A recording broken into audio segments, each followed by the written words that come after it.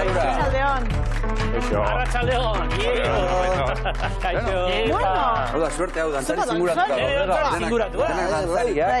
Aizue, hasiko gara galdera errex batekin, zuek zergatik hasi zineten dantzan? Erresa da galdera.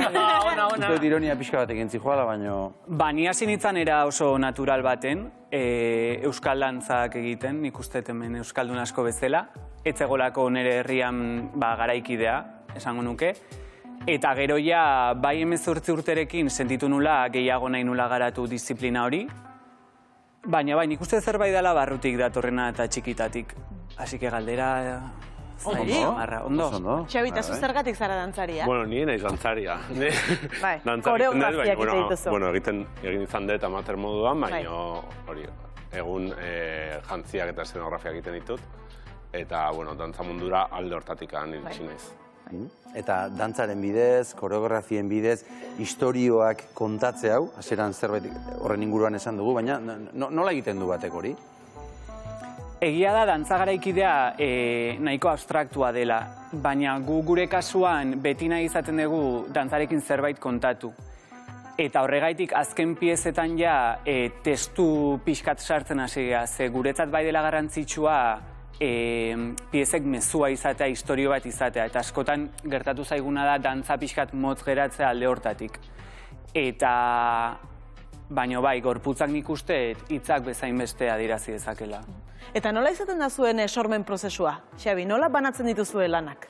Bueno, gu, hori, gaia hartzen dugunetik edo, azten gera gaiaren inguruan aztertzen, eta ondoren ja, bai, koreografiarekin hasi aurretikan, eukitzen dugu mailan bat edo, erakitzeko nondik nahi dugun jo, ze jantzi mota, ze eszenografia uste dugun datorkiola ondo gure ideiari, eta, bueno, pixkat gidoi antzeko moduko bat lantzen hasten gera, gaia nondik jorratu jakiteko. Claro, eske guri iruditzen zaigu zuek dantzariak zaretela, importante dela ze mugimenduak edo ze dantzak, baina berdin izango da, garrantzia handi izango du, arropa, eszenografiak, ze koloreak erabili, ez? Bai, batez ere hori gure kasuan, ze askotan igual bai dantzan lehenengo mugimendu etortzen dela eta ondoren etortzen dira jantziak edo apaindura hori. Eta gure kasuan hasieratik gaude biok sorkuntzan, eta guretzat bi unibertsoiek presente egotea hasieratik oso garrantzitsua da.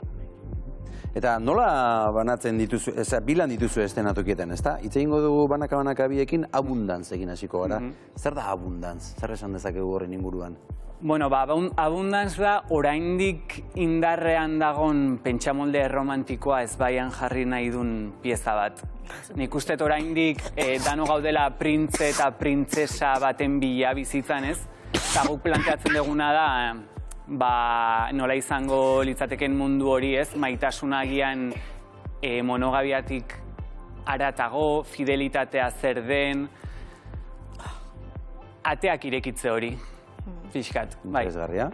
Eta hori, esate baterako, nola erakusten da hori dantzaren bidez, edo koreografia, eszenografiaren bidez, erroparen bidez? Bueno, bai, erroparen bitartez hasieran irudikatzen dugula agian mundu itxiago bat, trajekin, danak, dantzari guztiak, jantzi berdinekin, mugimendu mota berdinarekin, eta gero bukaeran askatasuna edo iritsi ondoren, hori ikusten diren, hauek dira hasierakoak, eta gero hauek ondoren bakoitzak bere ezaugarri propioak dituen jantzitegi batekin adibidez. Bai, asko inspiratu gerare bai, igual aurren imaginario batean, ez? Printze klasiko bat irudikatu dugu, printzesa klasiko bat nik uste hasieratik txikitatik erakusten dizkiguten iruditegi hortatik abiatu geha pixkat guzti hori deusesteko. Hor ikusten ditugu, printzea eta printzesa. Ze kolorek eta politika den, Bai, arropak, koloreak oso garrantzitsua dira, ez da, Xabi? Bai, hori, jaetzen zen du moduan, igual ohituago gaude estenan ikustea kolore ilunagoak, eta gu bai, osa mugika sortu genuenetik, aposturi egin dugula kolore biziekin lan egiteko eta proposamen berriak ekartzeko. Gure ikusleek zuen lanaren zatitxo bat ikusi eta uler dezaten bideo ere badaukagu. Hauxe da, Abundantz.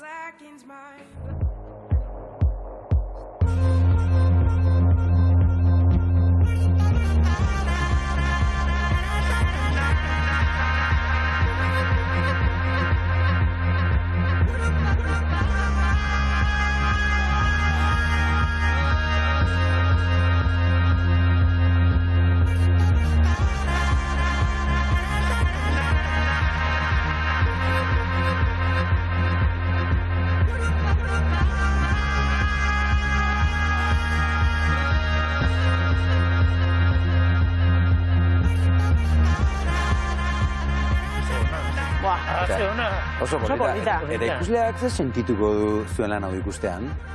Ba, nik uste danetik, emakume askok ja Kristinaren papera hartu nahi dute, nik uste, bai, eta guretzat ere askotan garrantzitsua da ikuslea pozik edo argizpiekin ateratzea antzokitik. Askotan ba hori, agian proposamenak dantza garaikidean ilunagoa dira, densoagoa dira, eta guri gustatzen zaigu ikusten momentu baten gaudela postasuna behar deguna eta hori transmititzen saiatzen gara. Bueno, gazteztenan estrenatu zenuten lan hau, Xabi? Zer mozko harrera izan zuen? Ba, ondo, egia esan, gazteztenan beti etxean jokatzen dugunez, erresiago izaten da, baina, gero hori nahiko emanaldi atertzen ari zaizkigu Euskadi mailan. Hori, kanpoan ere izan gara Hueskan ere izan ginen feria batean, beti programatzaiekin eta zailago izaten da harrera beroa jasotzea eta oso ondatera zen, eske pozik. Hau dantza klasikoa da? Nik ez dut gehiagik buletzen, bai? Klasikotik gutxi nik uste Klasikotik gutxi. Hori zer, tutua ikusi duzulako? Bai, tutua ikusi, baina gero mugimenduk eta musika horrekin ta, ez dakit nola definituko genuke. Dantza garaikidea. Dantza garaikidea. Bai, baina, definitzen ere gure burua, bai, definitzen kostatzen zaigu, baina, bai, klasikoan ikusten printzesa eta printzipe hori, momentutxo hortan hori da, eta gero berehala deusezten da klasikotasun. Eta dantza garaikidea hau gustatzen zaio euskaldun jendeari joaten da, ikustea, bai? Antzeslana diferentea da.